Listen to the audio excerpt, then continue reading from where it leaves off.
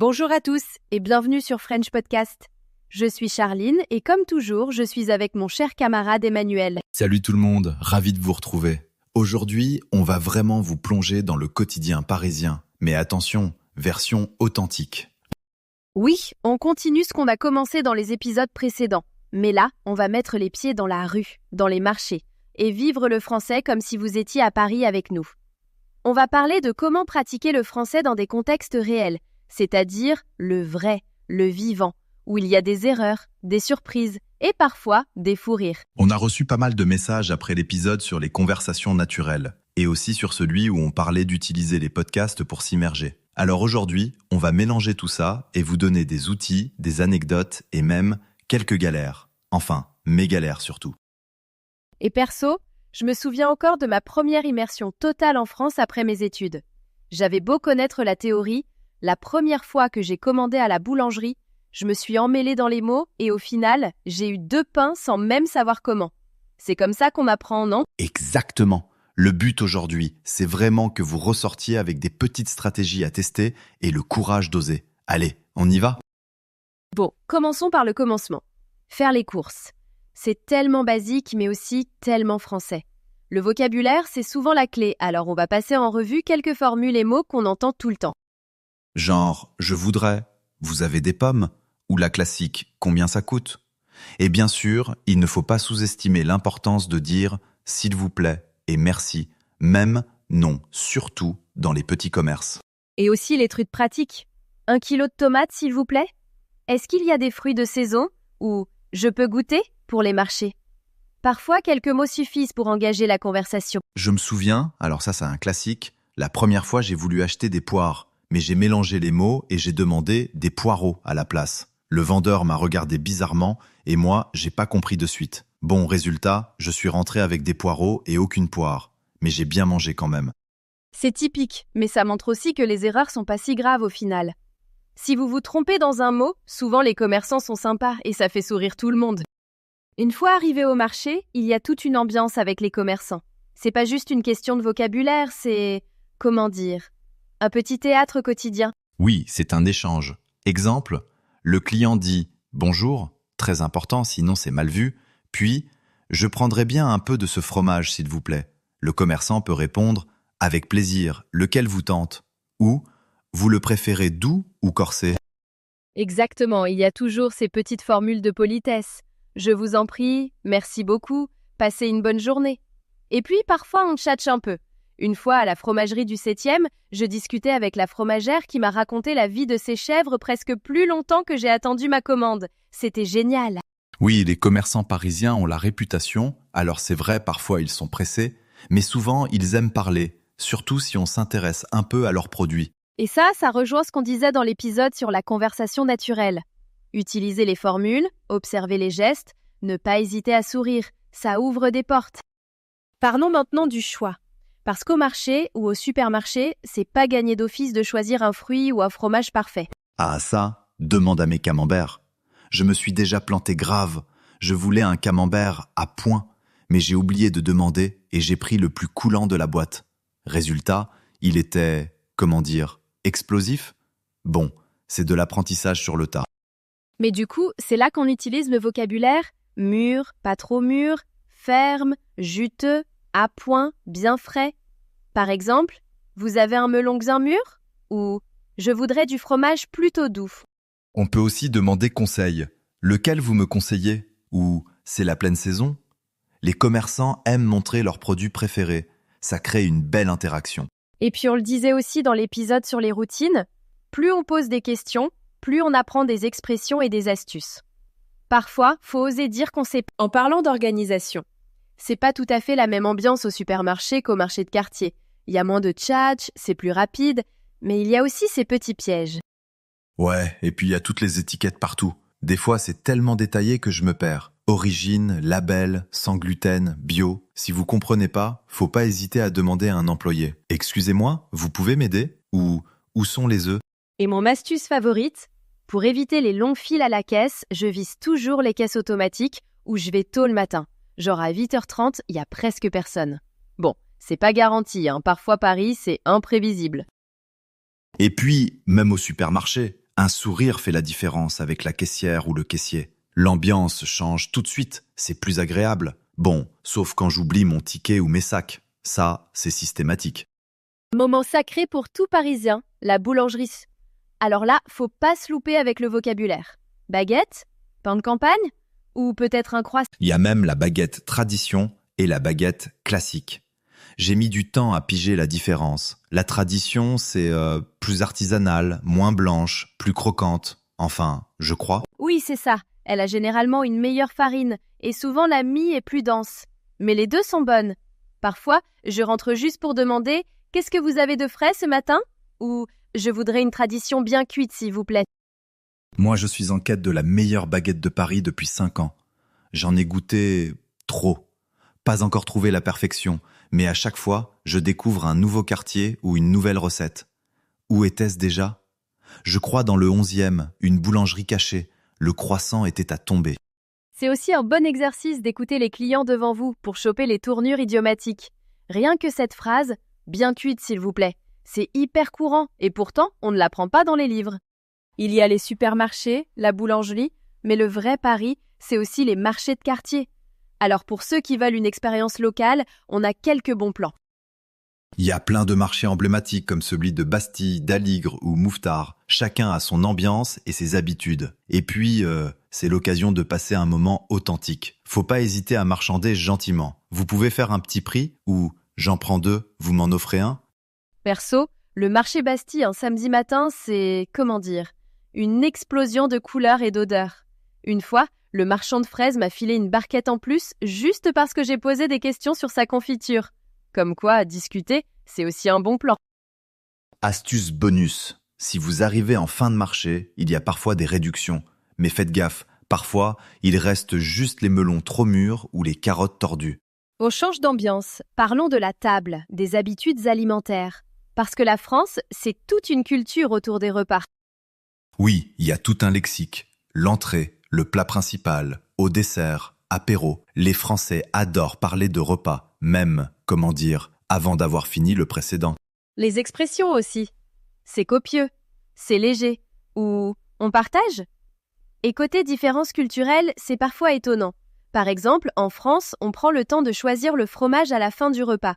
Je connais des gens qui s'en étonnent à chaque fois. Ah, mon premier dîner avec un plateau de fromage affiné. Je savais pas trop quoi choisir. J'ai juste dit « lequel se mange en premier ?»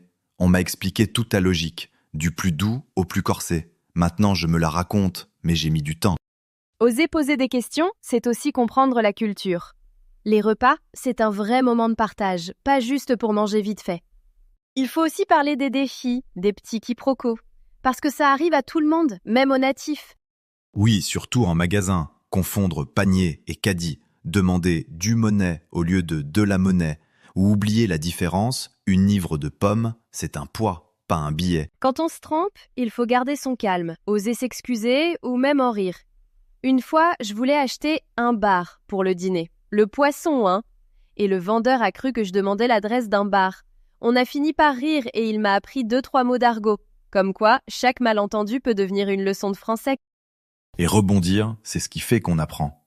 Faut pas avoir peur de l'erreur, comme on l'a répété dans d'autres épisodes. L'important, c'est la régularité et le plaisir de l'échange. Avant de conclure, on voulait partager une idée d'immersion facile. Explorer Paris à pied, en écoutant et en pratiquant le français. C'est ça, chaque quartier a son vocabulaire. Par exemple, sur la rue Mouffetard, on croise des gens qui parlent de tout. On se retrouve à la terrasse? Tu veux un verre en after-work? Rien que d'écouter, on gagne des expressions. En s'arrêtant dans les petits commerces, on peut tester « Vous recommandez quoi aujourd'hui ?» ou « Un petit conseil pour visiter le coin ?» Si on ose discuter, les Parisiens sont souvent ravis de partager leurs bonnes adresses. Bon, pas toujours, mais c'est le jeu. Allez, pour finir, on vous fait une mini-visite virtuelle depuis Mouffetard. Imaginez l'ambiance, les odeurs de boulangerie, les voix qui s'entrecroisent, et vous, au milieu, avec tout ce vocabulaire fraîchement acquis. C'est génial, non? Bon, c'est tout pour aujourd'hui. On espère que cette balade vous a plu et surtout que vous aurez plein d'occasions d'expérimenter le français au quotidien. N'hésitez pas à nous écrire avec vos anecdotes et revenez pour le prochain épisode. Exactement. Prenez le temps d'oser, testez, amusez-vous avec la langue. Charline, merci pour la compagnie et les fous rires. Et à très bientôt. Merci Emmanuel, merci à tous. Portez-vous bien et à la prochaine sur French Podcast. Salut! Écoute la deuxième partie de Podcast français. Bonjour et bienvenue. Aujourd'hui, on va se pencher sur un objet d'étude assez fascinant. C'est tout petit en apparence, mais en fait, c'est très profond. La source qu'on a, c'est une simple description de podcast, juste une ligne. Podcast immersif dans les rues de Paris, 100% français authentique. Et notre mission, ça va être de faire une sorte d'autopsie de cette promesse. Oui, de décortiquer chaque mot. Exactement, on va tout déballer, chaque concept, pour comprendre ce qu'on nous propose vraiment, quelles attentes ça crée chez quelqu'un qui lit ça. C'est un super exercice parce que aujourd'hui, chaque mot compte. Une description comme ça, c'est une vraie déclaration d'intention. Absolument. Alors, on va y aller en 3 temps. D'abord, le mot immersif. Qu'est-ce que ça veut dire vraiment pour de l'audio? Ensuite, le décor. Dans les rues de Paris. Ce n'est pas anodin du tout comme choix. Et pour finir, la grosse promesse, la plus audacieuse, je trouve, ce fameux 100% français authentique. C'est un contrat de confiance, en fait. C'est ce qu'on propose à l'auditeur avant même qu'il appuie sur play. C'est parti. Alors, ce premier pilier, podcast immersif. Quand on entend ce mot immersif, moi je pense tout de suite à la réalité virtuelle, aux jeux vidéo. Oui, bien sûr. Mais transposé à l'audio, ça évoque quoi? Une expérience qui va au-delà de la simple écoute, j'imagine? C'est ça. On nous promet de nous transporter sur place. On ferme les yeux et pouf, on y est. On est dans la scène. Oui, voilà. Le son des talons sur le pavé, la rumeur d'un marché, le métro qui siffle. Mais j'ai une question. Est-ce que ça ne risque pas de n'être que du bruit, au final? Où est la limite entre une ambiance et juste un chaos? C'est une excellente question. Et la réponse, elle est d'abord technique, avant d'être narrative. Pour faire de l'immersion sonore de qualité, on ne se contente pas de poser un micro au milieu de la rue. Ah non, j'imagine que non. Non, ça repose sur des techniques d'enregistrement bien spécifiques. On pense souvent à la stéréo, qui donne déjà une spatialisation gauche-droite. Mais pour aller plus loin, on utilise des enregistrements qu'on appelle binauraux. Binauraux, d'accord. En gros, on utilise une tête de mannequin avec des micros placés là où sont nos tympans. Ça capture le son exactement comme une oreille humaine le percevrait, en prenant en compte comment notre crâne, nos oreilles modifient le son. D'accord. Donc l'effet pour l'auditeur, surtout avec un casque, c'est d'avoir l'impression que le son ne vient pas seulement de gauche ou de droite. mais aussi de devant, de derrière, d'en haut. C'est une bulle sonore en 3D en fait. Exactement. Et c'est là qu'on dépasse le simple bruit. Un bon design sonore, il va hiérarchiser les sons. Il y aura un son principal, peut-être une conversation juste à côté, et puis des couches secondaires qui construisent le décor. Une sirène au loin, des oiseaux. Le chaos devient organisé. Voilà, il devient une scène intelligible. Mais ça soulève un point crucial que tu as mentionné. Dans ce format, il n'y a pas de narrateur. L'environnement sonore est le narrateur. Ce qui demande un effort, non? Ah oui, ça demande un effort à l'auditeur. On ne lui sert pas une histoire toute fraîche, on lui donne les briques sonores pour qu'il la construise lui-même. Et ça, c'est un risque. Quelqu'un qui est habitué à des podcasts très guidés, avec un animateur, pourrait se sentir complètement perdu. C'est un vrai pari. Le créateur parie sur une écoute active. Il ne vise pas la personne qui veut juste un fond sonore en faisant la vaisselle. Il vise un auditeur qui est prêt à se laisser envelopper, à vraiment tendre l'oreille pour déceler les petites histoires dans le son. C'est intéressant. On passe d'une recherche d'information à une quête de sensations. C'est exactement ça. On ne veut plus savoir quelle est la plus vieille boulangerie de Paris. Non. On veut ressentir ce que c'est que faire la queue pour sa baguette le dimanche matin. C'est une proposition complètement différente d'un guide audio classique. Complètement. Et cette idée de l'environnement qui raconte une histoire, ça nous amène directement à notre deuxième point. Le décor. Ce n'est pas à propos de Paris, c'est bien dans les rues de Paris. Et cette préposition « dans », elle est fondamentale. C'est la fin de la distance. On n'est plus en haut de la tour Eiffel à regarder la ville. On est au niveau du bitume, dans le flux. Dans le désordre parfois. Oui, dans le désordre. La rue, c'est l'espace de l'imprévu, des rencontres, des frictions. C'est le théâtre du quotidien, quoi. Un musée, c'est un espace contrôlé. La rue, c'est la vie brute. Oui, mais les rues, au pluriel. La rue, ce n'est pas une seule et même chose à Paris. Enregistré dans le Marais, sur les grands boulevards ou au marché de Barbès, ça raconte 3 histoires de Paris qui n'ont rien à voir. C'est un risque éditorial, bien sûr. Est-ce que le titre promet une vision d'ensemble ou est-ce qu'on risque pas juste d'avoir des fragments qui renforcent des clichés? Le titre, en utilisant le pluriel, suggère une ambition de diversité, de montrer plusieurs facettes. Mais chaque épisode ne sera qu'un fragment, c'est certain, une perspective. Mais le choix même de la rue, c'est déjà un acte éditorial fort. Ça veut dire, je m'intéresse plus au tissu vivant de la ville qu'à ses monuments. C'est un pari en mouvement. Voilà. On s'intéresse à la sociologie, à l'humain, aux interactions, pas à l'histoire figée dans la pierre. Ça me fait penser pour visualiser à la photographie, un peu comme le travail d'un photographe de rue, genre Cartier-Bresson, qui cherchait l'instant décisif. C'est une bonne analogie. Ce n'est pas une photo posée, contrôlée, c'est un bout de vérité volé à la réalité. Ce podcast, il semble promettre des instants décisifs sonores. L'analogie est très juste. Mais elle a ses limites, ce qui la rend encore plus intéressante. Une photo, ça fige un instant. Un son, lui, il se déploie dans le temps. Il a un début, un milieu, une fin. C'est ça. Et c'est là que le travail du créateur devient encore plus complexe. Si on enregistre une conversation authentique dans la rue, où est-ce qu'on coupe? Si on coupe au milieu d'une phrase, c'est frustrant. Si on laisse la conversation mourir, ça peut devenir long et ennuyeux. C'est tout l'art du montage. C'est un défi immense. Il faut préserver le sentiment d'authenticité, mais en créant un objet qui reste captivant. On touche au paradoxe du projet. Pour que ça ait l'air naturel, il faut une quantité de travail et de choix artificiels en coulisses. Et cette quête du vrai, ça nous amène logiquement à la promesse la plus forte et peut-être la plus Compliqué. problématique, oui. 100% français authentique. Le 100%, c'est presque un défi, non? C'est une affirmation qui ne laisse aucune place au doute.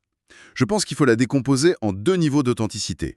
Le premier, c'est l'authenticité linguistique. C'est-à-dire un français qui n'est pas celui des manuels scolaires? Exactement. On s'attend à entendre la langue telle qu'elle est vraiment parlée, avec les contractions, je sais pas, l'éthique de langage, du coup, en fait. Les hésitations, les accents. Pour quelqu'un qui apprend le français, c'est une mine d'or. C'est l'étape d'après la grammaire, l'immersion dans le bain linguistique réel. C'est exactement ça. C'est un entraînement pour l'oreille. Pour la musique de la langue, son rythme. Entendre des gens qui se coupent la parole, des phrases pas finies. C'est comprendre comment la communication fonctionne vraiment. Mais il y a le deuxième niveau. L'authenticité culturelle. Oui. Et là, ça se complique. Parce que l'authenticité culturelle, ça voudrait dire nous montrer le Paris sans filtre. Donc potentiellement un Paris bruyant, stressé, parfois. Impoli. Voilà. Est-ce que le 100% authentique est toujours une bonne chose pour l'expérience d'écoute? Une conversation sur le quai du REA à 8 h du matin, ce n'est pas forcément très relaxant. Et c'est là qu'on comprend que le mot « authentique » est aussi un argument marketing. Ça ne veut pas dire la réalité brute non éditée dans son intégralité. Ça, ce serait souvent insupportable. Ou ennuyeux. Ou très ennuyeux, oui. Ça veut dire non artificiel. Ça s'oppose à un texte lu par les acteurs, à un script, à une vision fantasmée de Paris. La promesse, c'est celle d'une matière première qui n'est pas truquée, mais cette matière, elle est ensuite pétrie, coupée, montée. Donc l'authenticité promise est toujours, au final, une authenticité choisie. C'est une curation de la réalité. Le créateur place son micro ici et pas là. Il garde ce son et pas un autre. Précisément. Et tout le talent, il est là-dedans. Le créateur devient une sorte de commissaire d'exposition du réel. Il sélectionne des fragments de vie qu'il juge représentatifs ou intéressants ou poétiques. L'authenticité devient alors une construction, un assemblage de moments vrais pour raconter une histoire plus grande. C'est un paradoxe fascinant. Pour construire une impression d'authenticité, il faut une maîtrise totale de l'artifice du montage. C'est tout le secret. Alors, si on rassemble toutes les pièces, qu'est-ce qu'on obtient? On a un format, l'immersif, qui mise tout sur la sensation, sur le son. On a un décor, la rue, qui est la scène de l'imprévu. Et on a cette double promesse d'authenticité linguistique et culturelle. Ces 3 éléments, ils ne font pas que s'additionner, j'ai l'impression qu'ils se multiplient. Tout à fait. L'immersion ne fonctionnerait pas sans l'authenticité des sons. Et l'authenticité resterait un concept abstrait sans l'immersion pour nous la faire ressentir. Et si on prend un peu de recul, ce genre de projet, ça répond à une soif très contemporaine. Dans un monde saturé de contenus surproduits, de discours formatés, D'influenceurs qui mettent en scène leur vie. voilà. Il y a un désir pour des expériences qui semblent plus directes, moins médiatisées, une recherche du vrai, même si ce vrai, on l'a vu, est une construction. C'est une forme de voyage immobile, Une manière de se connecter à l'essence d'un lieu sans le filtre d'un commentaire touristique ou journalistique. C'est ça. On ne nous dit pas quoi penser de Paris. On nous donne à entendre Paris. On passe d'une posture de spectateur à une posture de témoin, presque de participant. On n'est plus le touriste qui regarde la ville d'en haut, on est le passant qui la traverse de l'intérieur. Et la promesse finale, c'est que cette traversée va nous apprendre quelque chose de plus profond sur la ville et sa langue que n'importe quel cours. C'est fou. En une seule phrase, cette description a réussi à esquisser tout un univers. Elle vend moins une information qu'une expérience sensorielle, une sorte de méditation urbaine. La promesse, c'est de remplacer l'apprentissage par le ressenti. C'est exactement ça. Mais ça nous laisse avec une dernière pensée, une question à emporter. D'accord. La description promet l'authenticité. On a vu que cette authenticité est forcément choisie, éditée. L'écoute d'un tel podcast, donc, ce n'est pas un acte passif. Et la question à se poser, ce n'est peut-être plus « est-ce que ce que j'entends est authentique ?», mais plutôt « quelle version de la réalité suis-je en train d'écouter et pourquoi le créateur a-t-il choisi de me présenter celle-ci en particulier ?» Ça invite à devenir un auditeur plus conscient, je trouve, capable d'apprécier la beauté de l'illusion tout en étant conscient des fils qui la tissent.